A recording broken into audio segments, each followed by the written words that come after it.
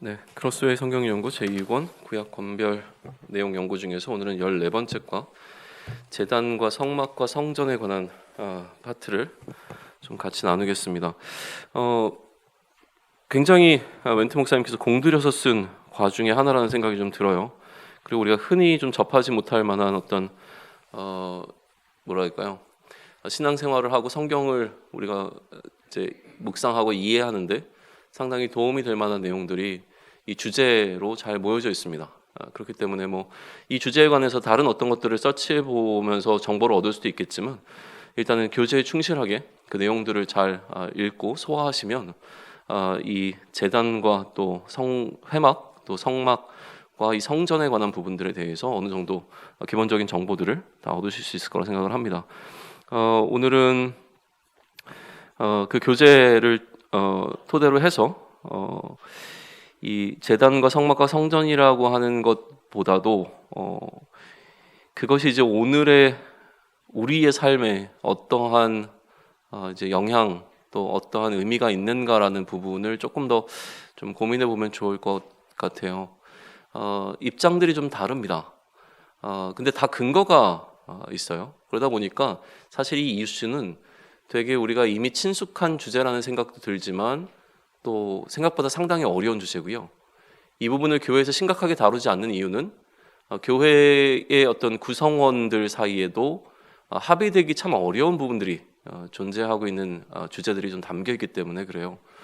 그래서 그 부분에 대해서 사실은 무엇이 옳다 그르다라고 하는 것보다도 나는 어떠한 입장을 가지고 있으며 또 나는 어떠한 생각을 하고 있는가를 좀 점검해 볼 수 있는 시간으로 이 시간을 삼으면 좋을 것 같아요. 예를 들면 이렇습니다. 구약의 제사 제도라든가 아니면 이제 회막의 구성 요소라든가 아니면 뭐 성전의 어떤 형태라든가 이런 것들이 오늘 지금 우리가 신앙생활하고 있는 이 현대 사회에서는 거의 사용되는 것들이 없단 말이죠. 그러니까 만약에 우리가 그 제도와 방식을 형식을 그대로 유지했다면 그 누구보다도 이 분야의 전문가가 되었어야만 하는데 어떻게 보면 굉장히 시대적으로 동떨어져 있는 내용들로 이제 보이는 거죠. 그러니까 의미가 없게 느껴지는 쪽이 한쪽 스펙트럼의 한쪽을 구성한다면 다른 한쪽의 주장은 이거예요. 그런데 이거는 기본적으로 사람이 세운 게 아니라 하나님께서 직접 제정하신 거란 말이죠. 이게 굉장히 중요한 포인트입니다. 하나님께서 직접 이 회막과 성전을 세우시고 또 거기에 들어가는 모든 이 제사의 절차라든가 방식을 하나님께서 직접 이제 모세를 통해서 이야기를 하셨다라고 하는 것, 그것을 통해서 이제 성전의 예배와 제사의 제도가 그 근거를 해서 이루어졌다, 이런 것들을 이제 살펴본다면 하나님께서 아무 의미 없이 아무 생각 없이 이 정도의 규모와 또 이러한 종류의 재질과 또 이러한 방식으로 구체적으로 지을 수 있도록 말씀하셨겠는가라는 거죠. 그러니까 그 각각이 상징하고 있는 상징성이 있다라고 보는 거예요. 이게 스펙트럼의 다른 한쪽 편입니다. 그러다 보니까 모든 그 성막의 요소 가운데서 그리스도와의 어떤 매칭을 찾아내고 그것이 오늘 우리의 어떻게 보면 하나님의 구속사의 관점 가운데서 어떤 의미를 갖고 있느냐를 이제 발견하려고 노력하는 게 또 스펙트럼의 한쪽이란 말이에요.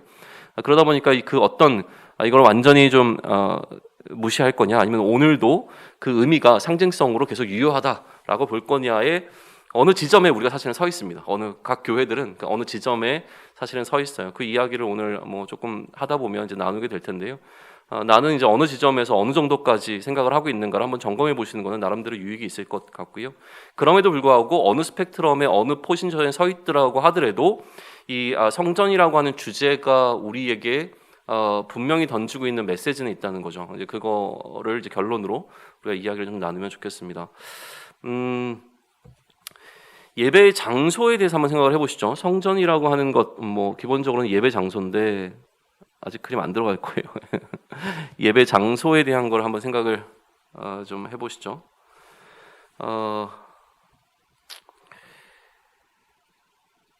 보통 우리가 이제 예배 장소다라고 하게 되어지면 예전에는 뭐 이렇게 뭐 그냥 예전이 아니라 예배 드리러 가 어디가라고 얘기하면 우리 흔히 뭐라고 얘기합니까?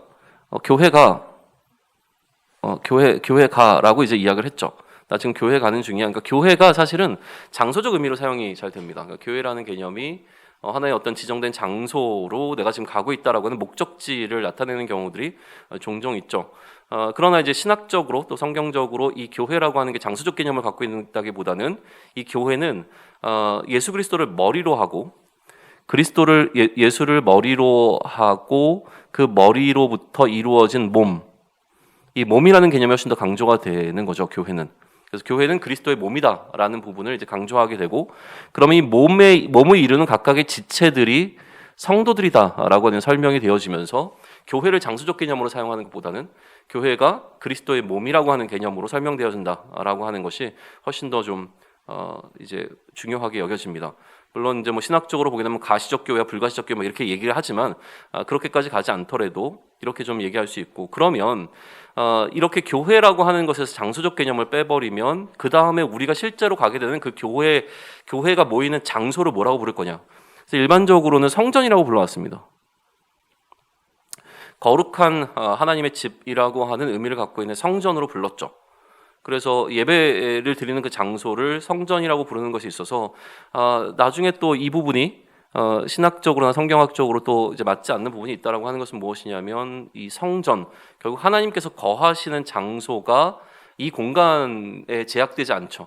성전이라고 하는 것은 결국 우리 안에 성령이 계심으로 인하여서 너희가 성전이다라고 하는 선언이 이루어지기 때문에 결국 성전이라는 표현 자체는 이 예수를 그리스도로 인정하고 성령을 받은 자들 자체를 이제 성전이라고 불러야 된다라고 하는 것을 가면서 이 성전이라고 하는 단어 역시 장수적 개념으로 쓰는 거에서 좀 이제 물러나기는 합니다. 그런데 사실 여전히 이 성전이라고 하는 개념은 우리에게 좀 남아 있어요. 그래서 아니다라고 이야기를 하지만 실제로 이 예배를 드리는 그 장소에 가보게 되어지면 이 성전적 개념, 그러니까 구약의 성전적 개념이 굉장히 많이 남아 있는 것들을 보게 되어집니다. 뭐 지금은 많이 달라지긴 했지만 이제 강대상이라고 하는 곳이 거의 뭐 지성소처럼 여겨지는 곳이죠. 목사나 안수받은 사람들만 올라갈 수 있는 어떤 곳이었고, 특별히 어떤 교단 같은 경우에는 이 말씀을 전하는 상과 또 사회를 보는 상을 구별을 하죠. 그래서 말씀의 권위를 좀 더 높게 좀 가져가기도 하고요. 심지어 지금은 많이 이제 사라지긴 했지만 예수님께서 휘장을 가르셨음에도 불구하고 예배당 앞에 가게 되면 큰 거대한 휘장이 이제 인테리어로 이제 놓여 있는 경우도 있었고요. 또 성물이라고 하는 것들이 사라졌음에도 불구하고 그 휘장 바로 앞에 뭘 놓아뒀냐면 촛대하고요. 그리고 성경책, 큰 성경책 있잖아요. 이런 것들을 이제 거기다 올려놓으면서 그게 마치 이 지성소, 그러니까 성소 안에 들어가면 촛대와 뭐라 그러죠? 그 향단이라든가 이런 것들이 있는 것 같던 어떤 그런 느낌들의 뉘앙스를 좀 보여주기도 했었죠. 그리고 보통 이제 강대상을 보게 되면 위 강대상과 아래 강대상이 있거든요. 하단 강대상이라고 우리 보통 부르는데 각각 교회에서 어떻게 부르는지 모르겠습니다. 이 하단 강대상은 언제 사용하는 겁니까? 보통 예배 드릴 때는 위 강대상 사용하고 집회할 때는 밑에 강대상 사용하고 뭐 이런 약간 느낌도 있고요. 이 하단 강대상은 하단 강대상이라기보다는 이건 사실 성찬상에 가까이라고 부릅니다. 성찬상. 그래서 여기에다 성찬을 할 때 우리가 사용되게 되는 성찬 기구들을 좀 올려놓는 상이죠. 그게 이제 밑에 있어요. 근데 이거를 어떤 교회에서는 제단상이라고도 부릅니다. 왜 제단상이라고 부르냐면 여기다가 헌금 바구니 올려놓거든요. 네, 실제로 이렇게 존중해서 이제 이야기를 하는 겁니다. 그래서 그 밑에 당에다가 이 진설 병을 이렇게 올려놓는 것 같은 어떤 그런 역할을 하는 어떤 이런 게 있어요. 그러니까 사실 뭐 이 성전에서부터 이것이 흘러왔다라고 볼 수는 없지만 이 성전에 놓여있던 성물들과 성전의 기구들과 지금 현재 우리 교회에서 볼 수 있는 이런 어떤 요소들과 매칭되는 부분이 상당히 많다는 거죠. 이거를 사실은 사람들이 원한다는 거예요. 그리고 뭐 얼마 되지도 않았습니다. 제가 어렸을 때만 해도 이런 거에 잘못 손을 대거나 잘못 관리하게 되면 거의 뭐 벼락마다 죽을 것 같은 이런 그 뭐라 그러죠? 그 윽박지름이 좀 있었죠. 근데 여전히 이런 것들에 대한 거는 조금 이제 덜 하긴 하지만 아직 남아 있는 건 뭐냐면 성찬 기구는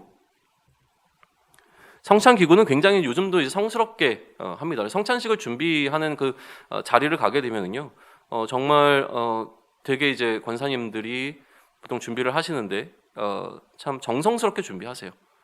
그러니까 그런 모습들을 이제 보게 되어지면 정성스럽게 닦고 뭐 이런 장면을 보게 되면 참 이제 한편으로는 되게 고맙고 이제 좋지만 또 한편으로는 약간 이건 이제 저만의 느낌입니다. 오해하지 마시고 제사 드릴 때 이렇게 제기들을 닦는 어떤 그런 느낌들을 좀 가끔 받을 때가 있어요.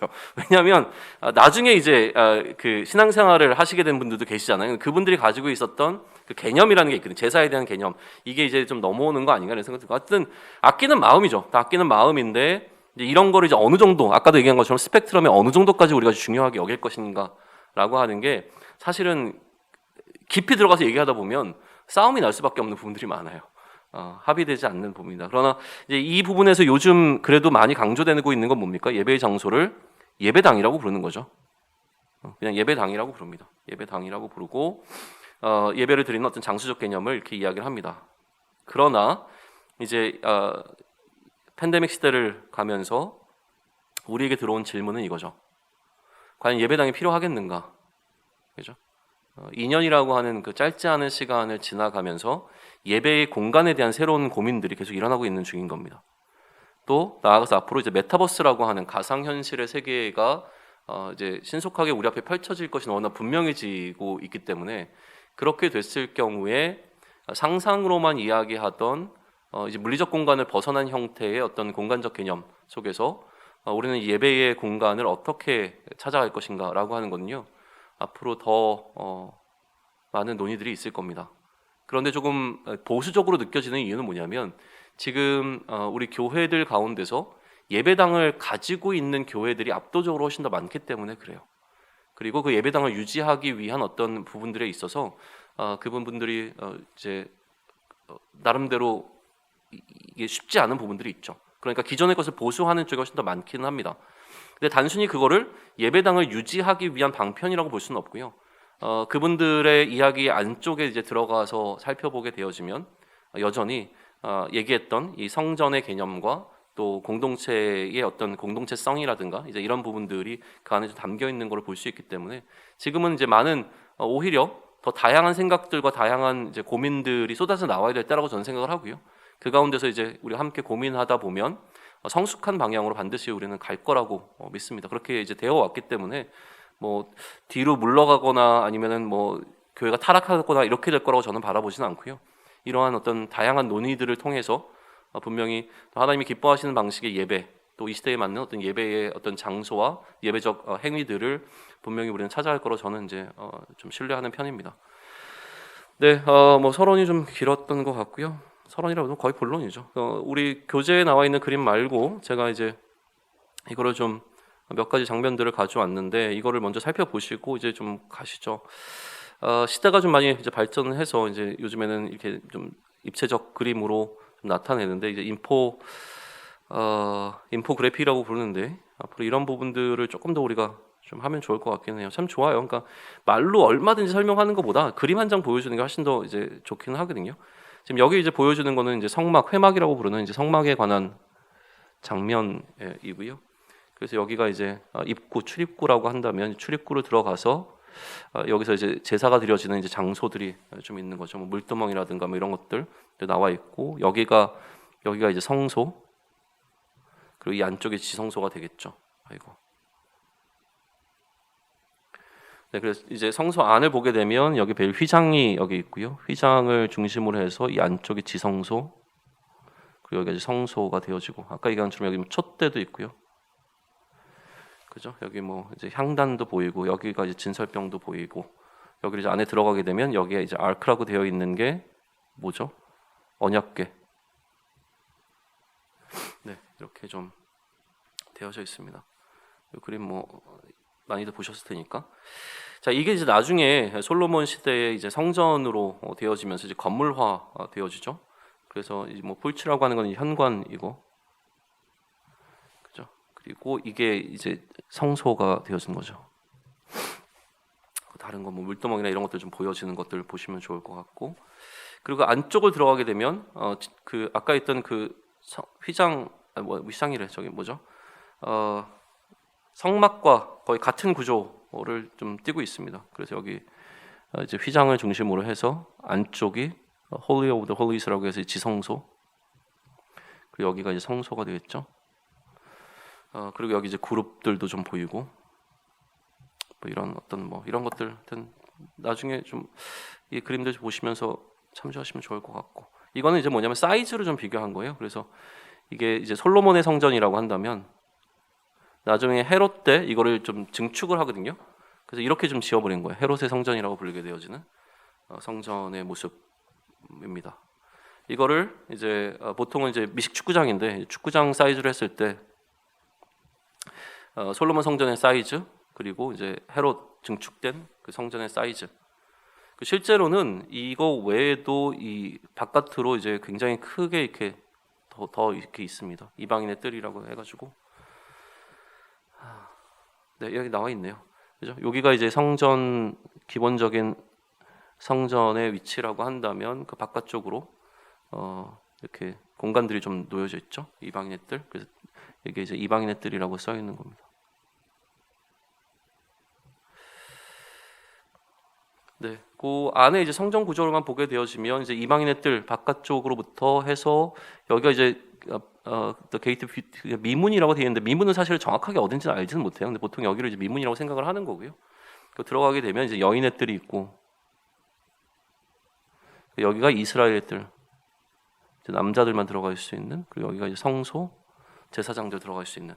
그래서 이제 이방인들은 여기까지, 그리고 이스라엘 사람들은 여기까지, 이스라엘 중에 남자들은 여기까지, 그리고 여기는 이제 제사장, 그렇죠? 그리고 안에는 이제 대제사장, 이렇게 이제 들어갈 수 있는 공간적 구분이 좀 되어 있었던 거죠.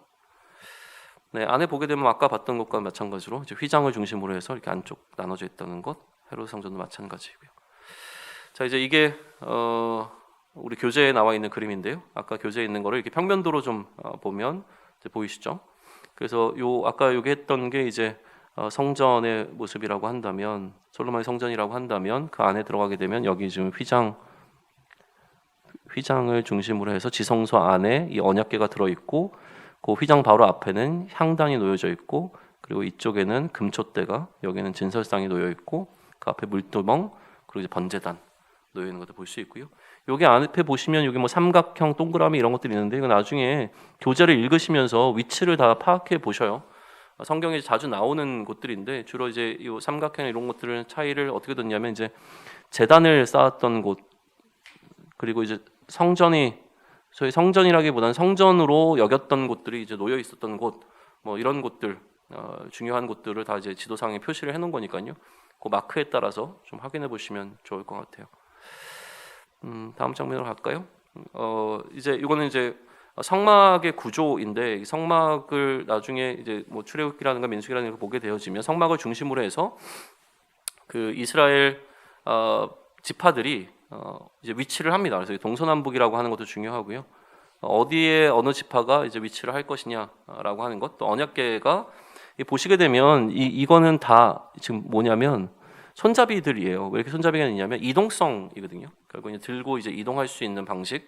그래서 언제든지 텐트를 철거했다가 다시 또 지을 수 있는 방식으로 해서 이 광야의 시대를 지날 때는 이런 이제 방식으로 갔던 거죠. 그래서 그 안에 놓여 있었던 것들, 이것들 확인하시면 좋을 것 같습니다. 기본적으로는 이제 그림과 교재의 내용을 통해서 이 성전과, 그러니까 성막과 성전에 관한 이야기들 좀 살펴보시면 좋을 것 같고요. 지금부터는 좀 우리가 이제 예배에 대한 부분들을 좀 생각을 함께 좀 나누시면 좋을 것 같아요.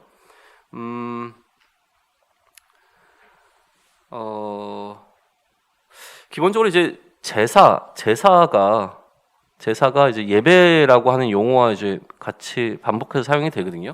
그다음에 예배는 이제 제사적인 의미를 갖고 있는데, 구약 시대와 분명히 이제 또 초대교회 시대의 예배의 형태는 좀 다르긴 하죠. 그러니까 구약 시대의 이 제사가 예수님의 죽음 이전까지도 계속 되어져서 예수님도 이제 성전에 예배드리러 간다라고 하는 표현을 좀 사용하시기는 해요. 그래서 예수님이 드린 그 예배의 부분에 있어서 이제 예수님이 제사를 어떻게 하셨을까라고 하는 부분들이 좀 있는데, 저도 이제 깊이 연구한 건 아니라서 근데 예수님께는 사실 이거를 먼저 얘기하든지 순서를 제가 헷갈리긴 하는데,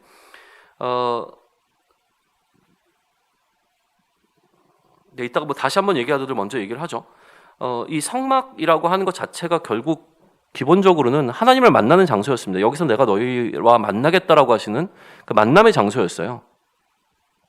예배의 장소라는 어떤 표현보다도 만남의 장소입니다. 하나님을 만나는 장소였죠. 하나님을 만나기 위해선 사실은 뭐가 필요하냐면 우리의 죄의 문제가 해결되어야 됩니다. 그래서 하나님을 만나기 위해서 백성들이 하기 위해서 이 백성들의 죄의 문제를 안고 이제 제사장들이 들어가서 이 부분을 해결하는 거거든요. 그래서 이 관점으로 좀 보실 필요가 있는 거죠. 이제 뭘 얘기를 하다 이렇게 얘기를 했죠. 그런데 예수님께서는 사실은 죄가 없으시잖아요. 그럼 이제 예수님께서는 이스라엘이 드리고 있는 이 제사의 부분을 이제 어떻게 이제 하셨는가라고 하는 질문이 좀 남기는 해요. 근데 예수님이 태어나시기 전에 예수님의 부모는 예수님의 이 부분을 가지고 제사를 드렸습니다. 예수님에 관한. 근데 예수님 자체에 대한 부분들은 아니었기 때문에 요거는 조금 퀘스천 마크로 남겨놓을 필요가 있지만, 근데 예수님께 명확하게 이 예루살렘 성전이라고 하는 공간은 제사를 위한 공간이라기보다는 이제 기도의 공간의 개념이 훨씬 더 컸죠. 그래서 기도하는 곳이라는 의미가 더 컸고, 기도하기 위해서 이제 하나님의 집을 찾는다라고 하는 개념이 있기 때문에 그건 이제 그냥 그렇게 한번 생각해 보시면 좋을 것 같고요. 그 구약 시대에 계속 되어졌던 것이 예수님의 죽음 이후 성전 안에 휘장이 갈라지고 나서 지성소와 이제 성소가 사실은 이제 의미가 없어졌다라고 하는 이야기를 하게 되어지고, 이 성전의 개념을 나중에 이 제자들과 이제 바울을 통해서 확장되어 나가잖아요. 그래서 초대교회 같은 경우에 초대교회는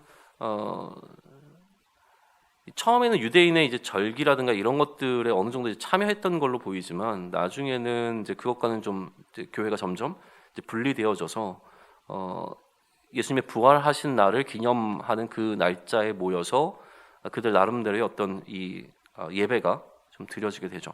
처음에는 그게 어떤 예배의 형식을 갖추지 않았을 거라고 보통은 이야기를 합니다.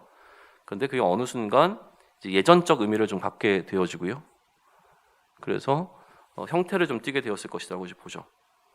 이 예전이라고 하는 것이 계속 발전되어서 중세 시대까지 넘어오다가 나중에 종교개혁 이후에 이 부분에 대한 이제 고민들이 더 본질화되어지면서 지금 어느 정도 지금 개혁주의라고 하는 이제 우리가 추구하고 있는 방향성 속에서 예배의 형태가 좀 결정이 되기는 했어요. 근데 이것도 저는 마찬가지라고 생각을 합니다. 그러니까 결국 아까도 얘기한 것처럼 이 예전이 강조되는 것, 예배의 형식이죠. 예배의 형식이 강조되는 부분부터 해서 형식이 중요한 것이 아니다. 형식을 파괴하고 무엇이 더 중요하냐면 이제 구도자 쪽으로 더 이제 나아가는, 그래서 형식을 아예 갖지 않는, 그래서 하나의 어떤 이게 보면 좀 그렇지만 이제 공연이나 퍼포먼스와 같은 어떤 느낌들을 갖게 되어지는 예배의 형태가 또 양극단으로 좀 이렇게 위치할 때가 좀 있었습니다. 그러면 지금 우리가 섬기고 있는 교회는 어떤 형식을 취하고 있느냐는 거예요. 이 스펙트럼 어느 위치에 소속되어 있습니다. 완전히 예전적이지도 않을 거예요. 개혁주의가 추구하고 있는 예전적인 방향을 완전히 따르지는 않을 거고, 또 오늘 시대에 맞게 어느 정도 다 변형된 형태를 다 취하고 있을 거라는 거죠. 그래서 그 담임 목회자가 추구하고 있는 어떤 목회적 방향성 가운데서 이 어떤 예배의 절차라든가 이런 것들이 좀 결정이 좀 되겠죠. 이런 어떤 형식에서 벗어나서 예배라고 하는 것을 좀 고민할 때 크게 예배는 두 가지 종류로 저는 구분할 수 있다고 생각을 합니다. 하나는 뭐냐면 공예배와 공적 예배예요. 뭐 집회라고 하는 것은 뭐 그냥 따로 얘기해요. 공예배와 공적 예배. 이거는 이제 각 교단에서 지정을 하죠. 그래서 이제 공예배라고 하는 것이 뭐 주일 예배다, 수요 예배다, 이렇게 공적 예배라고 하는 것은 뭐 금요일에 드리는 거다, 뭐 이런 어떤 것들에 대한 것들을 이야기를 해요. 근데 결국 공예배든 공적 예배든 중요한 거는 이제 공동체적 행위가 포함이 되어 있는 거라는 거예요. 그러면 이제 공동체가 함께 드리는 예배를 공예배라고 부르는 거죠. 공동체 예배라고 좀 볼 수 있습니다. 그러면 이 공동체가 예배를 드리고 이 예배에 목숨을 걸어야 된다 이야기가 나오는 이유에 대해서 저는 이제 어떻게 생각을 하냐면, 기본적으로 이 교회라고 하는 예수 그리스도를 믿는다고 고백하는 자들의 공동체는 예배 공동체여야 된다는 거죠.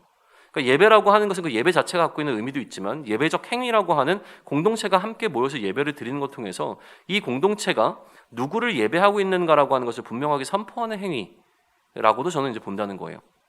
그러니까 세례가 우리 성령 세례가 중요하지만 물 세례를 받는 것 역시 믿음을 외적으로 선포하는 것이죠. 그러니까 내가 하나님을 어떻게 내가 누구를 예배하고 있는가라고 하는 하나님을 예배하고 있는 그 예배가 이 공적 예배의 행위를 통해서 마찬가지로 우리 공동체는 하나님만 예배하는 공동체라고 하는 그 정체성에 대한 부분들이 계속 또 이어져 가고 있는 거죠. 그리고 그것이 또 세대를 흘러서 넘어가게 되어지고 있는 것이고요. 그러니까 이 예배를 한다는 것은 공동체가 추구하는 방향성을 나타낸다라고도 볼 수 있어요. 여기서 좀 더 과격하게 이야기하자면 모든 공동체는 예배 공동체라고도 부를 수 있습니다. 당시 기독교뿐만이 아니라 모든 공동체는 예배 공동체입니다. 근데 예배하는 대상이 누구냐는 거예요. 우리가 공동체에 모임이 있어요. 하다못해 친목을 위한 공동체도 존재하죠. 근데 친목을 위한 공동체가 그 공동체의 추구하는 방향성과 목적이 어디에 있는가를 가만히 생각해 보면 그것이 무언가 뭐 이득을 얻기 위한 것이라든가 재미를 추구하는 것이라든가 아니면 교제를 위한 것이라든가 뭐가 됐든지 간에 그 중심점 안에 그것이 예배의 공동체가 아니라고 한다면, 그죠? 하나님의 공동체가 아니라고 한다면 그 공동체는 하나님이 아닌 다른 어떤 것을 예배하는 공동체라는 거예요.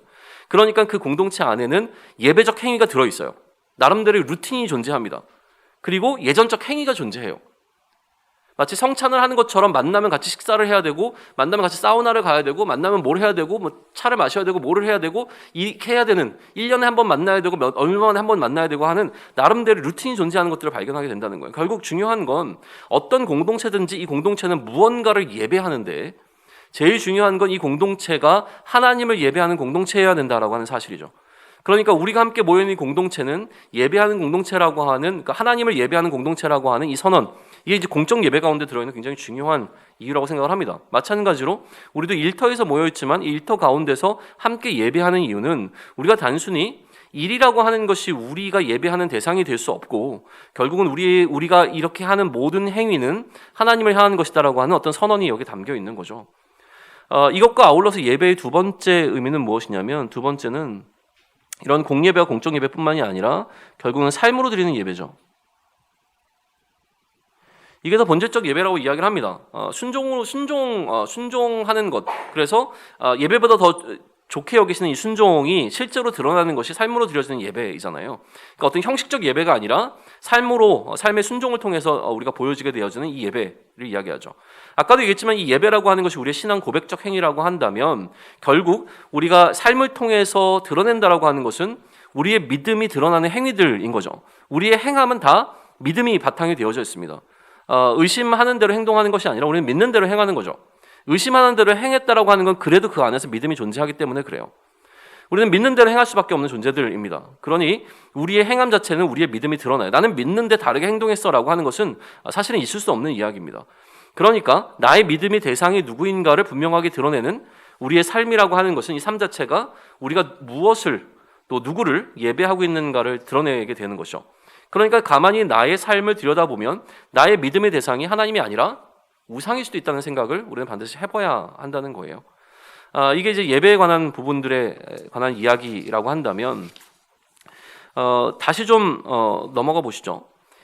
그러면 하나님께서 이 제사를 통해서 그 예배의 어떤 형식적 행위들을 사실은 하나님께서 제정하셨다고 보는 게 맞거든요. 본질적으로는요. 가인과 아벨의 제사가 제일 먼저 등장하죠. 근데 가인과 아벨이 왜 제사를 드렸는가에 대한 설명이 성경에서는 드러나 있지 않습니다. 근데 이제 흔히들 해석하는 것은 무엇이냐면 아담과 하와가 타락하고 난 이후에 하나님께서 이 제사의 제도를 알려주셨고 그것에 따랐을 것이다라고 해석하는 게 일반적이죠. 그리고 조금 더 이제 나가시는 분들은 하나님께서 이들에게 가죽옷을 입히시는 것이 그들이 가장 처음 목격했던 죽음이라고 하는 장면이고 누군가의 희생을 통해서 그들이 보호받게 되어지는 상징적 의미, 이것이 어떤 제사의 가장 원형적 모델이 아니겠는가라고 해석하는 분들도 이제 계세요. 그러니까 이 제사라고 하는 부분들이 가인과 아벨 때 이제 등장하기 시작해서 족장 시대로 넘어가게 되면 제사라고 하는 부분보다 제단이라고 하는 부분들이 굉장히 강조가 돼서 하나님과 이 족장들 사이에 무언가 특별한 이슈가 있을 때마다 제단이 세워지게 되어지고 이 제단이라고 하는 것은 단순히 무언가를 기념하는 역할도 하지만 또 어떤 의미에서는 그곳에서 하나님께 예배하는 어떤 장소적 의미로도 사용되거든요. 그런데 출애굽 이후에 이 제사라고 하는 것이 제도적으로 하나님의 어떤 명령에 의해서 율법적으로 정착이 되어집니다. 그리고 성막이 세워지고, 성막은 언약궤를 놓아두는 장소로서 지어지지만, 아까도 얘기했지만 이 성막이 하나님께서 이스라엘 백성들을 만나시는 만남의 장소로서 역할을 하면서 이 죄의 문제를 해결하기 위해서 사실은 이 성막 안에 이 제사가 함께 병행돼서 가는 것을 이제 보게 되어지는 거죠. 거기에 우리가 더 추가적으로 해야 될 것은 무엇이냐면, 그렇게 이스라엘이 하나의 공동체성을 가지고 어떻게 해요? 광야 공동체로 계속 광야를 가고 있었을 땐 사실 예배 장소가 그렇게 문제가 되지 않았습니다. 예배 장소는 어디입니까? 성막이 처지는 그곳이에요. 성막이 서지는 그곳에서 하나님이 그들을 만나겠다고 약속을 하셨기 때문에 그곳에서 하나님을 만나고 하나님을 예배하면 되었던 거였어요. 그런데 예배 장소의 문제가 언제 이슈가 되어집니까? 나중에 그들이 가나안 땅에 들어가고 난 이후에, 이후에 이들에게 이제 언약궤가 놓아지는 장소가 이제 예루살렘으로 이제 확정이 되는데, 그 이후에 이제 남과 북으로 나누게 되잖아요. 그래서 이제 북쪽에서 남쪽으로 내려가지 못하게 하기 위해서 두 군데다가 오히려 이 예배를 드릴 수 있는 장소를 지정을 해버립니다. 그러고 나서 이 북이 사실은 멸망을 먼저 하죠. 그리고 멸망하고 나서 이 아수르의 정책에 의해서 이들이 이 북이스라엘 사람들이 혼혈이 됩니다. 혼혈이 돼요. 그러니까 이제 남유다는 혈통을 중요시했는데 혼혈인 이 사람들을 완전히 무시했죠. 그래서 이 사람들을 사마리아인, 여전히 근데 사마리아인들은 그들 가운데 이제 거하고 있었고, 그러다 보니까 이들 가운데 예배의 장소의 문제가 계속 이슈가 되죠. 사마리아 여인이 그래서 예수님께 질문을 했을 때 예수님께서 그 장소의 논쟁에 대한 이제 답을 주시는 겁니다. 근데 이러한 이제 논쟁 자체가 사실은 무의미해진 게 뭐냐면, 예수님의 때까지만 하더라도 성전이 존재하고 있었어요. 그런데 성전이 완전히 파괴되어지는 시대가 오죠. 이것도 이제 히스토리가 좀 있기는 한데요. 솔로몬 성전이 파괴되고 나서 또 이제 에스겔이 환상을 받고 나중에 이제 돌아와서 성전이 재건되고, 그리고 난 다음에 이제 이런 것들이 다시 또 뭐라 그럴까요? 또 이제 확장 공사를 하게 되고 이런 것들이 있다가 다시 이제 로마에 의해서 파괴가 되어지잖아요. 그런데 실제로 성전이 파괴되고 재건되기 그 사이에 포로 시기가 있었잖아요. 그럼 포로 시기에 이들은 이제 어떻게 했느냐는 거죠. 그러니까 성전을 잃어버린 그 시기에 이들 가운데서 일어난 문화가 뭐였냐면 회당이었습니다. 디아스포라, 흩어져 있는 이 유대인들 가운데 그들의 신앙의 공동체성을 이제 유지하기 위해서 모였던 것이 바로 이제 회당이라고 하는 회당 문화가 그들 가운데 자리를 하게 되어지고요. 실제로 나중에 복음이 이 회당을 중심으로 해서 전파되는 것을 보게 되어져요. 바울이 선교여행을 갈 때 그냥 선교여행을 간 게 아니라요, 회당 중심적으로 움직입니다. 그러니까 회당이 있는 곳, 유대인들이 모여 있는 곳을 찾아다니면서 먼저 복음을 전해요. 근데 그들이 거부하고 나면 그 다음에 이제 이방인들로 이제 나가는 이제 형태를 좀 띠게 되는 것을 보게 되어지는데, 결국 이 회당이라고 하는 것, 성전이 없어지고 난 이후에 유대인들이 모여있는 이 회당이라고 하는 곳이 굉장히 중요한 역할을 차지하고, 이 회당에서 드려지게 되는 나름대로 예전적 형식들이 있었거든요. 그게 이제 초대교회의 어떤 문화 속으로도 이제 들어오는 거죠. 회당은 이제 제사를 지내는 장소는 아니었거든요. 그러니까 그런 부분들에 있어서 이게 좀 이렇게 연결되어지는 부분들이 있기는 합니다. 이 뭐 자세한 디테일한 이야기를 하고자 하는 것이 아니고요. 그러면 결국 이제 중요한 건 회당도 마찬가지로 모임의 장소라고 한다면 초대교회의 그리스도인들이 모이게 되는 모임의 장소들이 분명히 있을 거라는 거예요. 그죠? 그 장소가 어디였든지 간에 그곳이 결국은 지금 우리가 이야기하는 예배당이 되었겠죠. 그래서 어느 지역에는 그렇게 분명히 그들이 모이는 어떤 장소를 특별히 구별한 곳이 있었는가 하면, 아니면 그냥 어떤 가정교회적 형태를 띠고 있었던 교회들도 있었다라고 이제 해석이 되어지는 거잖아요. 자, 이제 결론을 좀 맺겠습니다. 뭐 이런 이야기들을 이렇게 쭉 했지만 결국 그러니까 여기서 우리가 예를 들면 뭐 이 성전이 갖고 있었던 혹은 성막이 갖고 있었던 각각의 고유한 의미들을 오늘 우리의 신앙생활을 하고 있는 이 예배당에 어떻게 가져올 거냐, 뭐 이런 것들을 고민하기보다는 저는 이제 두 가지를 생각했으면 좋겠는데, 첫 번째는 결국 회막 이 성막이든 성전이든 그 중심에는 무엇이 있냐면 이제 지성소라고 하는 곳이 있죠. 그리고 이곳은 이제 언약궤가 놓여 있는 장소인데 이곳이 하나님의 임재의 상징이었습니다. 하나님이 이곳에 제한되는 분은 아니었음에도 불구하고 하나님의 임재의 상징으로 이 장소를 이제 활용하셨던 거죠. 그런데 실제로 지금 하나님께서 임재하고 있는 장소를 어디라고 이야기하냐면 결국 우리 나라고 이야기하잖아요. 그러니까 내가 하나님이 거하시는 장소라면 내가 이제 지성소가 되는 거죠. 그러면 아까도 얘기했지만 지성소라고 하는 것은 무엇이냐면 가장 거룩한 장소인 거예요. 굳이 아까도 얘기했지만 어디까지 가야 되죠? 네, 여기 보게 되면 뭐 이방인의 뜰부터 시작해서 뭐 여인의 뜰 이렇게 가는 여기 지성소가 여기 있으면요, 이 지성소를 중심으로 해서 지성소로부터 멀어지면 멀어지게 될수록 어떻게 바라보냐면 지성소의 거룩한 이 가까운 것이 거룩한 것이고요, 이 멀리 나갈수록 부정하다고 생각을 했습니다. 그죠? 그래서 이 거룩과 부정이라고 하는 것은 구별됨의 이야기를 하니까 구별된 자들이 더 이 중심적으로 올 수 있고 중심을 향할 수 있고 거룩하지 않은 자들이 바깥으로 나아가는 거죠.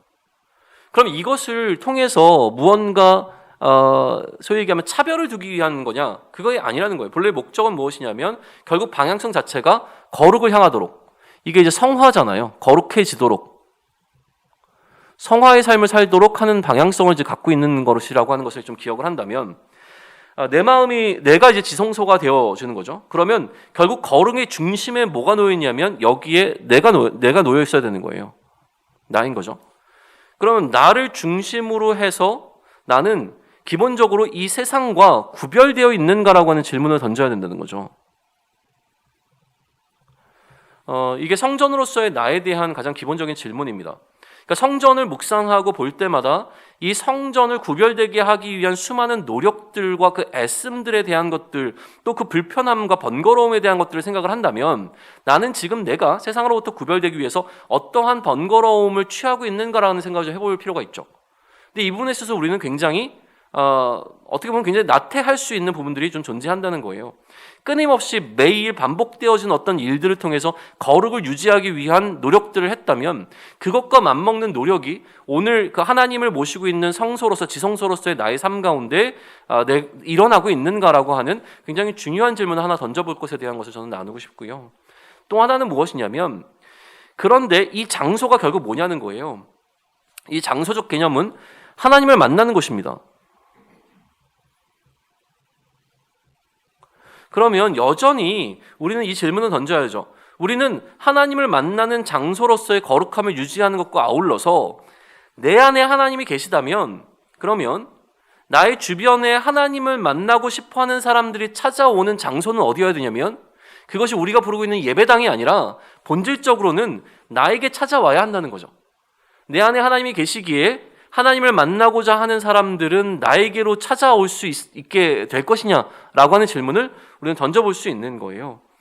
내가 하나님을 만나고 있느냐라고 하는 것과 아울러서 나를 통해서 이웃들이 하나님을 만나고 있는가라고 하는 질문을 던져볼 필요가 있다는 거죠. 그게 성전의 역할이라고 한다면 그 역할 부분에 있어서 나는 이 역할을 어떻게 잘 감당하고 있는가라고 하는 굉장히 중요한 질문을 하나 던질 필요가 저는 있다고 생각을 합니다.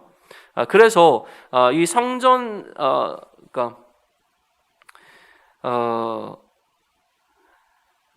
성전을 통해서 하나님을 만나고 그 하나님을 만나는 과정, 하나님이 그들 이스라엘 백성들을 만나 주시는 어떤 이 과정들을 통해서 그들 가운데 일어나는 이 회개와 또 다시 세워지는 어떤 이런 과정들이 오늘 우리의 삶 가운데서 여전히 반복되어서 일어나는 그 공간에 대한 고민, 이 부분들을 성전과 맞물려서 좀 하면 오늘 우리의 삶에서 우리가 어떠한 방향성을 갖고 나의 삶의 어떤 목적을 가지고 살아갈 것인가에 굉장히 중요한 인사이트들을 저는 얻을 수 있을 거라고 생각을 합니다. 결국 성전으로서 살아가는 어떤 삶, 이 삶이 갖고 있는 성전에 대한 어떤 신학, 또 성전에 대한 어떤 철학이 오늘 나를 좀 거룩하게 구별해내고 단순히 내가 세상으로부터 구별되는 것이 아니라 오히려 나를 통하여서 사람들을 하나님께로 초청하고 하나님을 만날 수 있게 하는 장소로서의 역할을 감당할 수 있는 굉장히 중요한 두 가지 의미를 좀 발견할 수 있을 거라고 저는 생각을 합니다. 네, 오늘 성전에 관한 이야기는 여기까지 좀 하겠습니다.